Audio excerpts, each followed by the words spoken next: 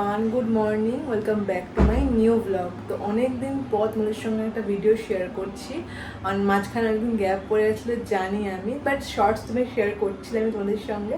তো আজকে হচ্ছে আমাদের বাড়ির বাবা লোকনাথের পুজো, নতুন বাড়িতে প্রথম বছর পুজো হচ্ছে। তো একটু বড় করে হচ্ছে, তার জন্য অনেকেই আসবে, এখন অনেকে চলেও এসছে আর ঠাকুর মশাই চলেই এসছে। পুজো শুরু হয়ে গেছে, সকাল থেকে তোড়জোড় শুরু, রান্না বান্না, ভোগ বানানো, তারপরে পুজোর সামগ্রী অ্যারেঞ্জ করা। চলো তোমাদের সঙ্গে শেয়ার করি। ঠাকুর মশাই মনে হয় চলে এসছে, তো চলো। এখন আমাদের ঠাকুরের রান্নাঘরে তৈরি হচ্ছে নানা রকমের বাবাকে দেওয়ার মতো ভোগ, যেগুলো আমার মা নিজের হাতে কিন্তু রান্না করে দেয়। হ্যাঁ জানি, বাবা লোকনাথের মেন ভোগই হচ্ছে নুন ছাড়া মাখন, আমিত্তি, মিষ্টি এগুলো, কিন্তু বিষয়টা হচ্ছে যে ওইগুলো কিন্তু আমরা বাল্যভোগেও দিয়েছি এবং মেন ভোগেও দেবো। তার সঙ্গে অনেক রকমের ভাজাভুজি, পোলাও, আলুর দম, পায়েস মা নিজের হাতে প্রতি বছর বানিয়ে দেয় বাবাকে। আর আমরা এভাবেই বাবাকে ভোগ দিয়ে থাকি। আমাদের যতই ঠাকুর রান্না করুক না কেন, আমরা মেন ভোগটা আমরা নিজেরাই রান্না করে বাবাকে ভোগ দিই।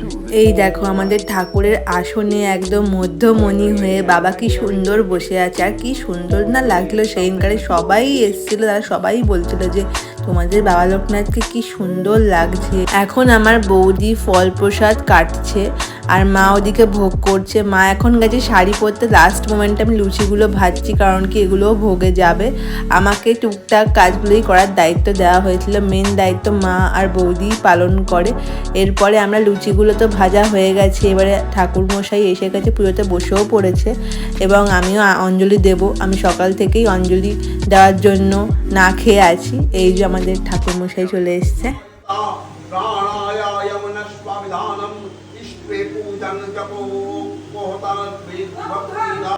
এখন ঠাকুরের ভোগগুলো আমরা একে একে ঠাকুরের সামনে পরিবেশন করব। আর এখন পুজোও শুরু হয়ে গেছে, একটু পরে আমরা অঞ্জলির জন্য প্রিপারেশান নিচ্ছিলাম। সমস্ত ভোগ দেখো এখানে রাখা আছে, কি সুন্দর করে সাজিয়ে দিয়েছে মা, আর খুব সুন্দর লাগছে দেখতে ভোগের থালাগুলো। আমাদের বাড়িতে প্রতি বছরই বাবা লোকনাথের পুজোটা একটু বড় করে করা হয়, কারণ আমরা বাবা লোকনাথকে খুব মানি এবং তার প্রতি একটা বিশ্বাস আছে আমাদের। এটা জানি না কে কেমন বিশ্বাস করবে, মনের ওপর সবার ক্ষেত্রেই।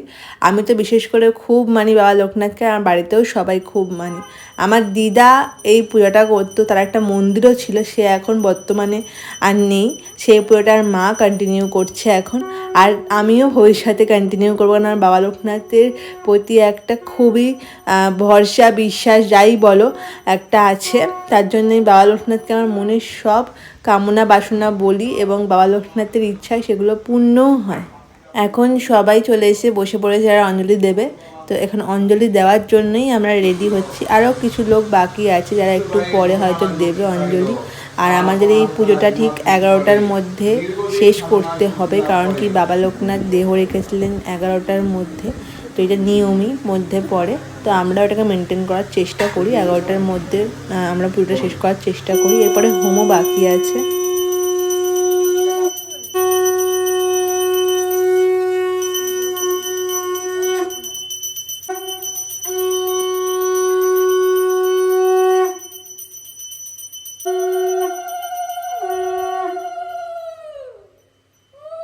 এখন এখানে ঠাকুরমশাই হোমকুণ্ড রেডি করে নিচ্ছেন হোম করবেন বলে। আমরাও সবাই এখানে অঞ্জলি দেওয়ার পর বসে আছি হোম দেখব বলে।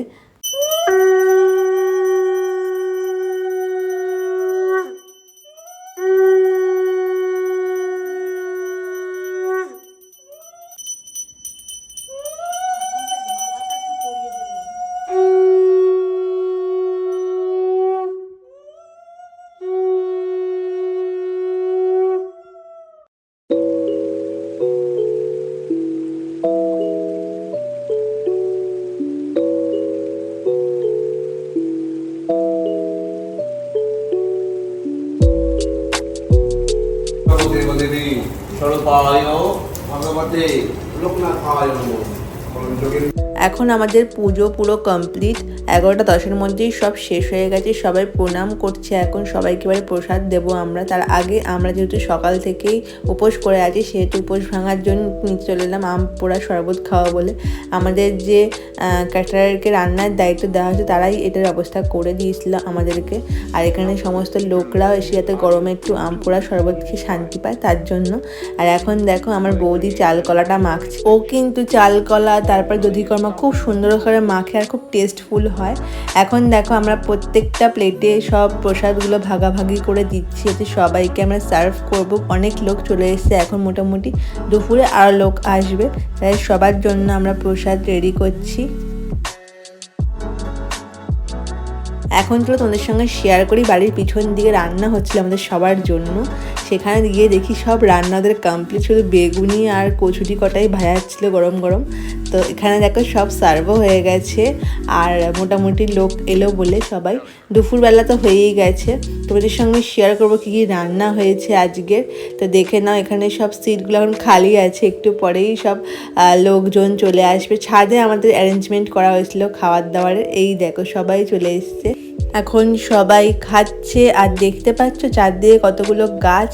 এই গাছগুলো কিন্তু আমার মা লাগিয়েছে সব। আমার মায়ের গাছের খুবই শখ, তো গাছে তো বাগান পায়নি, ছাদ বাগান করেছে সবাই। এখানে আমার মায়ের বান্ধবীরা বসে খাচ্ছে এখন। অনেককেই মিস করে গেছে, তোমাদের সবার সঙ্গে শেয়ার করতে সব কিছু পারিনি। পুজোর ঝক্কির জন্য সবার সঙ্গে আমরা দেখাও করতে পারিনি। দেখতেই পাচ্ছ এখানে কত রকমের মেনু রয়েছে, আমি সব শেয়ার করব খেতে বসার সময়।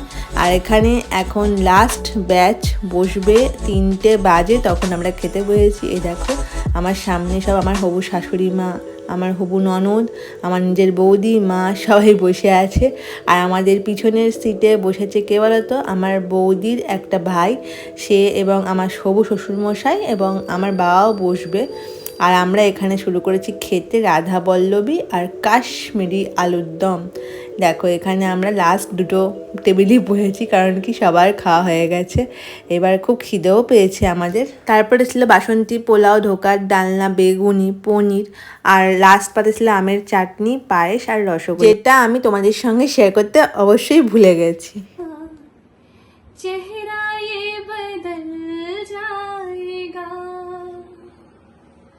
দুপুরের খাওয়া দাওয়ার পর ইভিনিংয়ে আমরা একটা খুব সুন্দর আনন্দ উৎসব করে আমাদের দিনটা শেষ করলাম। আমার ননদ মানে রিনির গান আর তার সঙ্গে ডুগ্গু মানে আমার বৌদির দিদির মেয়ে, তার সুন্দর ডান্স পারফরমেন্স দেখেছিলাম আমরা। তোমাদের সঙ্গে শেয়ার করতে পারিনি সেই ভিডিওটা। এই যে আমার ডুগ্গু। আর দেখো সবাই আমরা বসে আছি, এখানে সবাই নেই কারণ সারা বাড়িতেই লোকজন, কেউ একটা অন্য ঘরে কেউ এই ঘরে এরকম করে বসেছে, সব আড্ডা দিচ্ছে। আজকে গান শুনতে শুনতেই ভিডিওটা কিন্তু এন্ড করলাম। লাইক করে দিও, কমেন্ট করে দিও ভালো লাগলে, আর অবশ্যই কিন্তু সাবস্ক্রাইব করো চ্যানেলটা।